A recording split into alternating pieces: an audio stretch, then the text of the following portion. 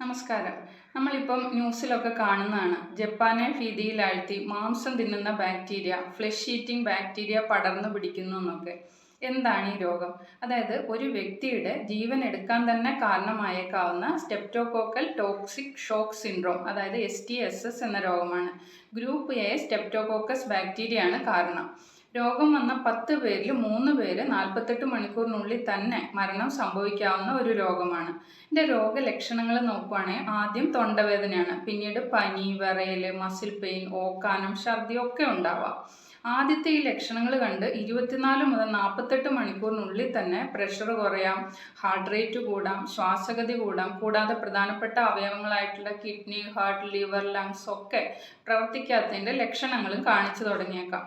കൂടുതൽ രോഗബാധിതരാകുന്നത് 50 വയസ്സിന് മുകളിലുള്ളവരാണ്. സാധാരണയായിട്ട് ഈ ഗ്രൂപ്പ് എ സ്ട്രെപ്റ്റോകോക്കസ് ബാക്ടീരിയ കുട്ടികളിൽ തൊണ്ടവേദനയും വീക്കവും ഒക്കെ ഉണ്ടാക്കാറുണ്ട്.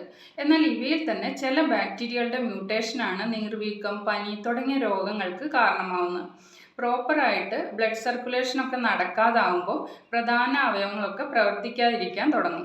അപ്പോൾ ഇതിൻ്റെ ലക്ഷണങ്ങൾ തുടങ്ങുന്നത് കാൽപാദത്തിലെ നീരായിരിക്കും. പിന്നീട് ഇത് പയ്യെ പയ്യെ മുകളിലേക്ക് കയറുകയും 48 മണിക്കൂറിനകം മരണം സംഭവിക്കാനും സാധ്യതയുണ്ട്.